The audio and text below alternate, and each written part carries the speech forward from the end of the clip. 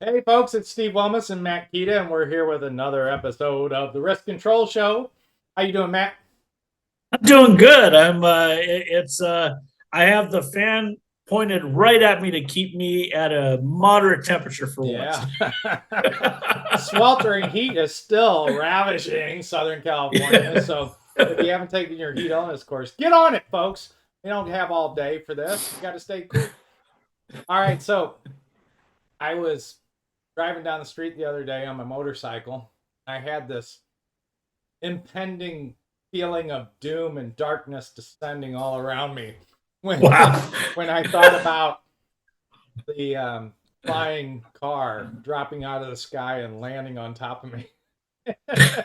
And I got to thinking about all of the vehicles, self-driving vehicles, because I was at Parma many years ago, and the topic of that session at Parma, and I've talked about this many times, was in fact the future of risk, and everybody was talking about the self-driving, and I Right. kept thinking to myself, this is not the future of risk. It's already here, you know? Yes. And so I went to a couple cities doing some inspections for JPA, and I kept thinking like, oh, they're testing out buses. Like we should make this city a test city, where car manufacturers can pay the city to come up and do proving ground type stuff in reality. And I had that Right. neighbor that developed software, and he was saying, hey, we're just trying to figure out who we can kill because in the lab, software is very good, but in reality, there's so many variables that can't predict for all of it. Now we're seeing that with artificial intelligence. And so, again, this isn't the future of risk. The risk is here. The flying vehicles are here. Other countries, Yeah. are already developing. They have people developing and testing these self-driving vehicles. Been doing it with the drones and the self-propelled rockets, and no wonder why. I mean, driving the vehicle takes a long time, and Mhm. traffic is out of control. So we're gonna see it. So cities, please pay attention here. You have to start to think about this right now. You have to start implementing things right now. What are some of the concerns that you see, Matt? Oh, well, the first thing I that stands out to me is understanding that all the problems we see on roadways now, the accidents, the careless drivers, impaired driving, everything that goes into that, everything is escalated when it is 100 feet in the air. And that's above and beyond the logistical uh, obstacles to overcome to even make it happen, such as traffic control and all. It's just the concept that all this bad stuff that happens on roadways now happens 100 feet in the air. And I can't think of anything where that improves safety or makes things less risky. It sounds to me like something that will only sharply elevate Right? all risk. Yeah, exactly. Well, oh gosh. Well, let's start with that because when you talk about traveling in the air, obviously there's a lot of issues that come into play. But the first is the mitigation technique for that is going to be establishing your routes, right? Mhm. You have to develop your air travel routes. And that's where the cities and the state can start to take some action right now, today, not 10 months from now, not 2 years from now, not once they are developed, but today. I mean, we saw all these issues with drones. Drones came out, Yes. no one wanted to deal with it. And they're like, oh, you can get operator's license. Oh, you can't go out over a school. Oh, it's got to be greater than 400 feet. Like, what are we what are our travel routes going to be? Because look at Right. you would say travel down the 405. Okay. Oh, let's take all these highways. 405. What's on the 405? LAX. Okay, Right. go down towards Sky Park Drive here in Torrance, another airport. Okay, go down to um, the 10, and you come into you go all the way east. Got Ontario. Ontario. And then you Right. got Burbank Airport. So you can't just say fly over the freeways at 400 feet because you're going to get whacked by an airplane. Right. Right. So, Exactly. you The know, airspace controls around the airports are going to be a big thing too. yeah, And yeah, I mean, it, there's going to be just a massive increase in aerial objects in the sky between drones. They're not good. There's drones aren't going to disappear. They're still going to be around everywhere as well, especially if like Amazon eventually fully puts in place this package delivery system that they've been experimenting with drones. I'm sure you've heard of that, Steve, and other carriers. They might do something like that, or you use like AI drone delivery. That's going to be a whole lot of objects there. Then you have cars, and then you'll have airplanes and helicopters, newscopters, law enforcement copters, fire rescue and support or medical medevac copters are going to need to have their own level, right? right. So it just and I mean, my first thought on routes is they would almost certainly have to require that you follow established routes on the ground. Right. Definitely. But 100%. yeah, it's a you cannot. We don't care that you can fly over the houses. You're not allowed to do so. They might even have some kind of required GPS tracking where if you go off that Well, then you're getting into privacy grid, concerns, And, right? and again, like, um, I get what you're saying, and that is the question. So how do you control the airspace? Especially above your house. Like, I have no technology to keep anything out of my airspace. And back to the drones. You saw this Right. when the drones started. People were like, "Oh, I'm going to check out this house and that house and fly over this." And then people are going outside with their shotguns. Boom! Oh, Right. this guy gets a discharging a firearms citation. You're like, seriously? So this guy can just violate my privacy and come in? Well, what do you do with the car? I mean, Yeah. there's a hospital not too far from my place. They have a helipad. The helicopter, sometimes they take off. They just decide they're going to have a little fun. They fly really low, and it's like, buzzing, all the homes around here.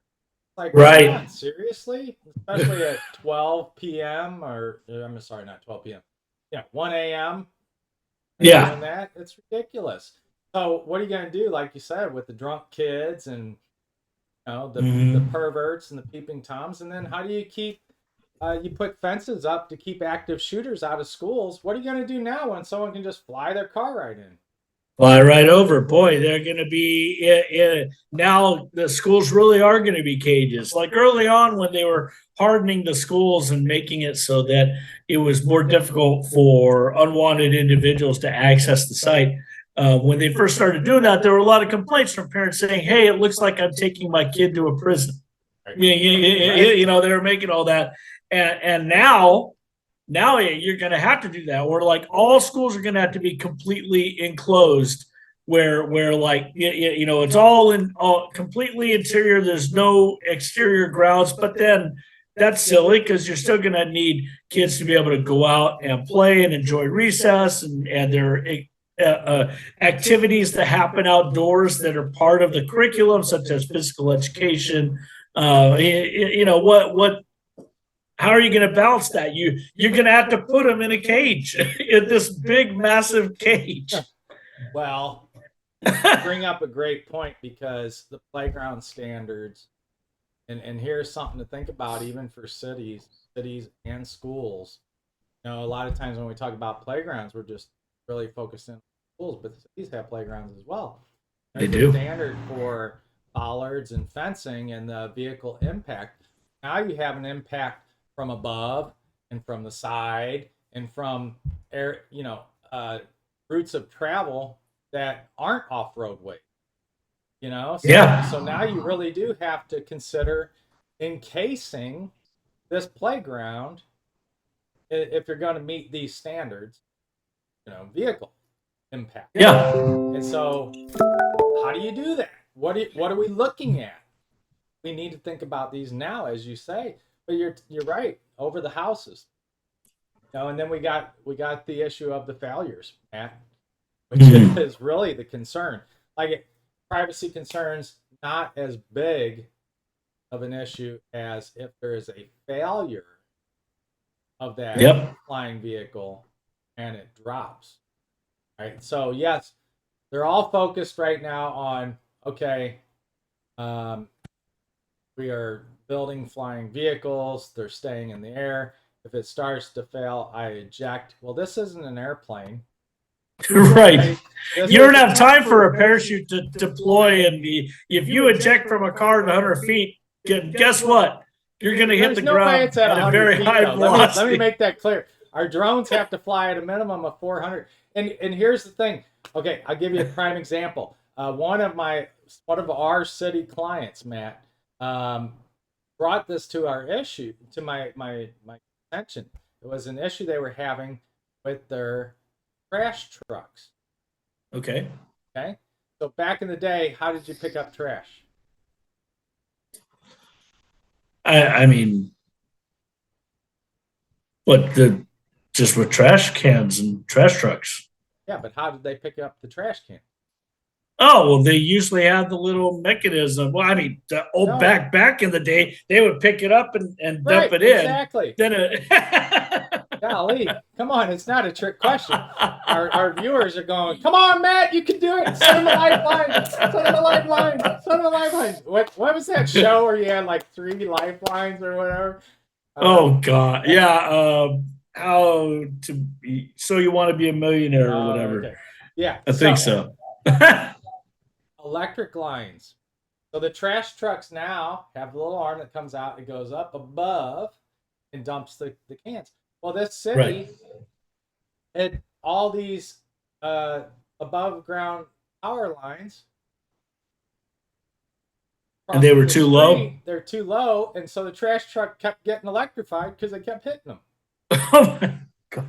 So they couldn't run it through. So they had to go back to the old style of picking this up, which, you look at these projects of undergrounding like Manhattan Beach and Mosa, Manhattan, and how do you charge the folks that have this, like SoCal Edison? Hey, you're providing a service, right? You want to get paid? That's your responsibility. Right. Stop building these homes with above ground power lines. Because they're going to be a big problem for flying vehicles. Yeah. So you're not flying at 100 feet. Flying at 400, 500, 600 feet. At least. Yeah. And so these cities, if you got new land being developed, that's great because you can do it right from the get-go. But all these old cities got some serious concerns. So are you going to just have city to city hopping and then have to drive? Well,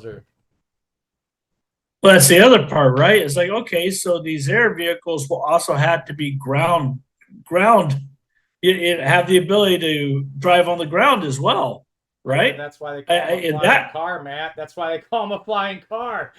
A flying car can be completely all in the air and not be able to actually, drive on wheels. So I mean, you could do it either way. Again, it's a car design in the latest consideration. In the latest episode of Grand Tour, they come to the tracks. There's a flying vehicle.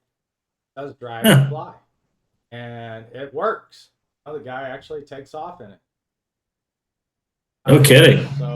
So they're here, right? Yeah. But yeah, I mean, I'm imagining flying car be a car that flies. Yeah. Not just an air device, drone type. Right, So right, yeah, right. you have all these issues, but these are things like cities need to really start thinking about. And we need to develop some standards so that you have uh, uh, everything kind of looks alike, right? Like your post offices. Um, why is that important? Well, it's important so that when people start to operate these things, they know where to find it and where to go, and they have a port of entry and Yeah, a port of exit and these types yeah. of things. And you look at the schools. I've been trying for years to get all the schools to use and we actually designed it and we put on our web, main entry point type of Mhm. signage so that everybody that is working or going to that school knows where to go. And it's just know that, see, that's green circle sign, that's the main entry. Right? We do it with Right. our exit signs, we do it with our stop signs. Why don't we have a main entry sign for all buildings so that you know where to go? How many times have you and I walked up to a school site or a city building and you're like, okay, where's the entrance? All the time. Every time. It's shocking how often it happens, and you're just sitting there and you go like, okay, hold on, is that looks like an office, but that could be an office too, and the gate's nowhere near it. It's kind of in the middle. Yeah, I love that You see it one all the school time. site that we go to that the parking lot divides the two buildings, and you're like, well, that looks like, I mean, it really does look like the entrance to a school, Yeah, but it's yeah. actually up the stairs on the second floor of this other building. Okay, whatever. All right, so yeah, that's serious. The failures in the air, crashing into my house, is it landing on top of me? Like that's the thought I had. What do I Yep. do when I'm on my motorcycle? There's this vehicle flying over top of me, and as you said, you know, most people look at the cars on the road, not very well maintained a No, lot of they're the time. not well maintained. So many times I'll be driving along and I'll see someone with their hazards off to the side and smoke is coming out of the engine because they were one of those people, and I know that there are people out there like this that say, oh, I have to get oil changes for my car. It's like, oh, yes, there are people like that. It's unbelievable. There are people who hear funny noises from their engine and they decide, no, I can push it, it doesn't sound too bad, my car is still going, Right. and then they're in the middle of nowhere and their car breaks down. Now imagine that's happening at 4 or 5 or 600 feet. Yeah, and here's the thing: like you look at these drones, if there's any wobble in the propeller, or there's a chip or whatever, that thing is all over the place, hard to control. Yep. Same thing's going to be here. Now Yep. you got tires and propellers to worry about, but it does bring up a major concern, and that's how do you control these zones, right? Yep. And what are the zones? What are the air travel routes? How do you develop those? Where do you put them? Got to consider all the airports and everything else. And part of that's going to be like you talked about previously, which is how do we put up traffic signals and all this kind of stuff? Yeah. You mentioned signage earlier. We have signs that are going to be floating under drones, just permanently there all the time. I mean, Yeah. really? Which then brings up, now you're going to have all this air garbage up there. And, as you look at people that live at the beach, they want to see the ocean. Right. Right? They don't want to see cars. I mean, they did this with the oil rigs. They don't want oil rigs off the coast because they don't want to look at it. They don't want the power lines. They don't want this. They don't want that. And nobody wants to live in an airport. They're up on a hill. They don't want the house down the street to build a second level because now they can't see. They don't have as great a view anymore, Right. or they want all these trees cleared out because the big palm trees are obstructing their view of downtown or the beach or the mountains. Right. It just, yeah. Yeah, definitely.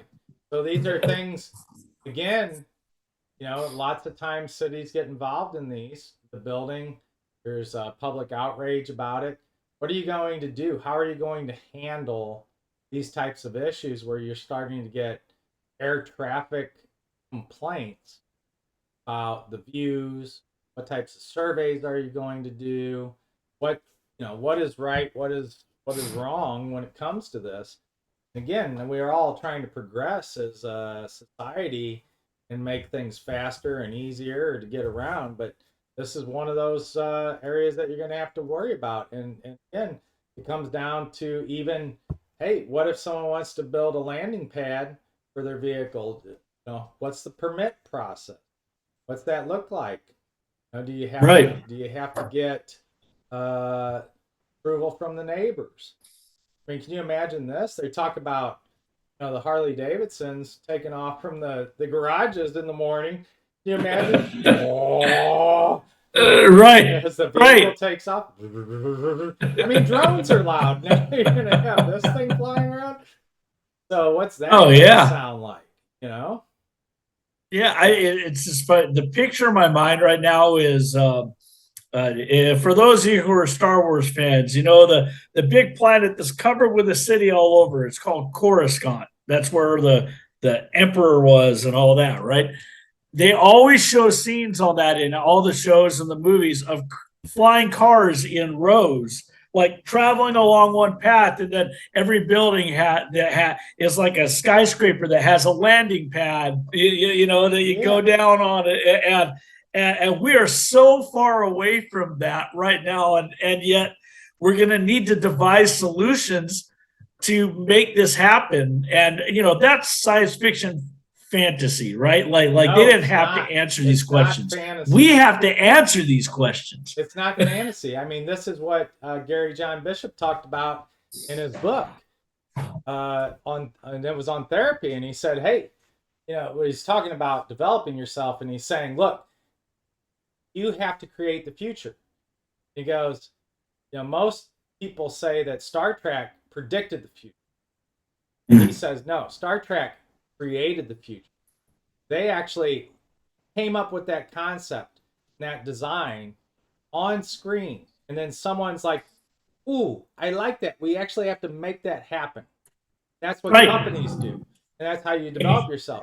And so what is the Blade Runner 2049? That's a great look at. Yeah, they had the same sort of thing, air cars and all that. And what was the one with Tom Cruise where he and the woman live together and they go out and patrol for certain things? I forget what the name. Oh, but that was a great movie too. Yeah. Let me see if I can find that one. It wasn't Interstellar. No, I think it was that Minority Report. No. It was I'll find it. At the Edge of Tomorrow. And this guy's done a lot of movies. Oblivion. Oh yeah. Oblivion. Of course, they lived in like cloud habitats or whatever. They floated. They were thousands and thousands. Habitats. Yeah. Yeah. And then they would fly down into an apocalyptic Earth. I think it'd be a lot easier to do flight cars. It'd be a lot easier if it was apocalyptic Earth, I guess, since we wouldn't have to worry about so many people. But unfortunately, or actually, I should say, fortunately, that hasn't happened yet. So that means that we actually have to find a way to deal with all the traffic and all the people and the concerns that this will bring into play if this comes to pass. Yeah, but I mean, these are concerns. So, what do those building permits look like? And and what are the standards for these types of things? I mean, you have those with helipads, but that's more for commercial standards. What are you going to do for a residential area? Right. And these are things that cities need to start talking about. I think the best thing about this whole thing, and we kind of touched on some of it with the school security and everything, but it's going to be, how it is in Los Angeles, man. You're sitting at the bar, you're at the country club, watching sports, you're out with friends or whatever, having dinner, and on the TV comes high-speed pursuit. And everyone's like, yeah, police chase going on. It was almost hit by a car. I think I told you my daughter and I and her boyfriend, I took them rock climbing. Okay. We were coming back and there was a high-speed pursuit on the freeway. And I started to get over and this guy was running from the cops and he almost slammed into the back of me and then he and went around. Oh, wow. And then like 18 cop cars. Right. So I'm like, whoa, that was close. So, oh, wow. Yeah. But this is going to be the fun thing right here in police departments, cities, attorney. There's a lot of, especially here in California, there's a lot of great policies that can develop a lot of times. Right. Mainly the same do it, but got to start thinking about these things. Not doing speed chases on the street. How are you doing it in the air? Hey, Steve, I can't wait until we have to prepare a safety policy for the operation of a surface-to-air missile battery for the local Muni PD. Yeah. Great. But, okay, so there's something that the cities have to start working on too. Okay, I'm sorry to say it. I really hate to say it. But taxes are going to have to go up because they're going to have to fund these vehicles. Yeah. And you got some cities that can't even pass a 1 cent sales tax, and they're operating vehicles from the 90s. Yeah. Forget it. So you got these police chases. How do you handle a DUI? Do you say, please step out of your vehicle? I mean, how do you even do you bring them down to the ground? You'd have to, right? Like you could, or some elevated platform that had the space and accessibility. Like you could maybe have them descend onto a helipad on a building or something like that. Right. But yeah, it would have to be on stable ground. I can't think of any other way. And you brought up the car chase. So I imagine, what's one of the common tactics that law enforcement will use to attempt to bring a vehicle to a stop?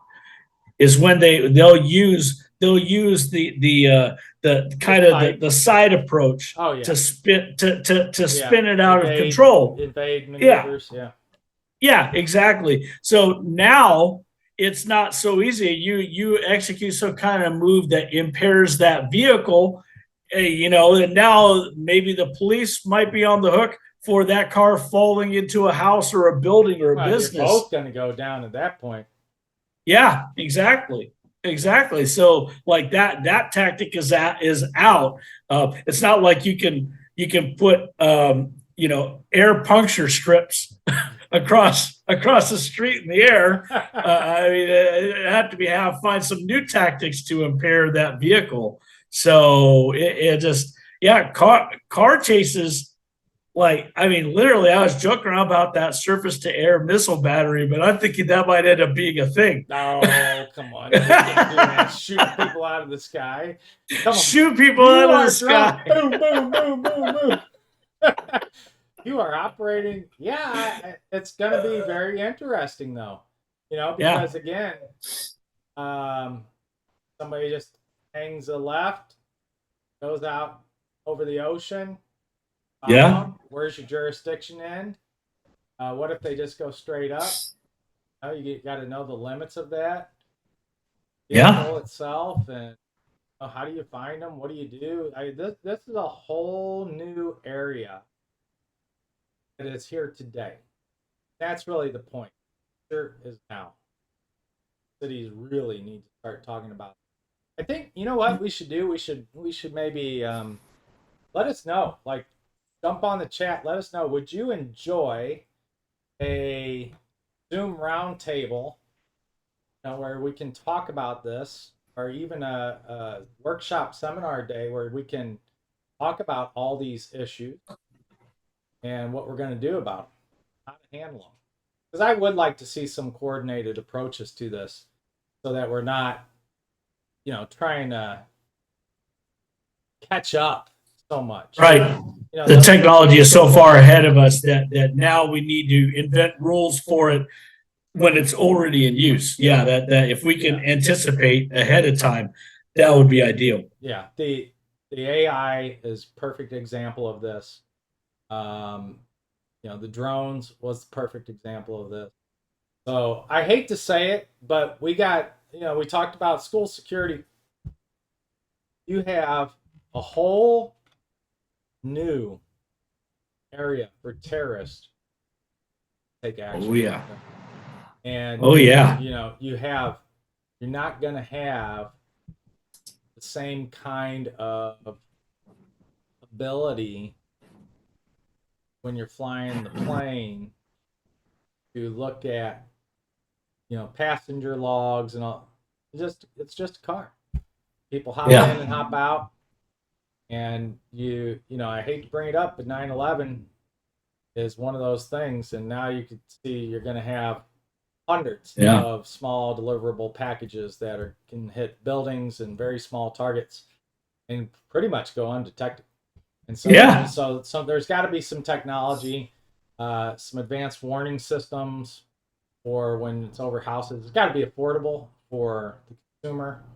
You know, and Matt and I are here to consult on that. If you have a technology you want to bring to market, be happy to be in on that as well, because we do a lot of this, but we never seem to make the big bucks, Matt. And I would like to make some big bucks one day.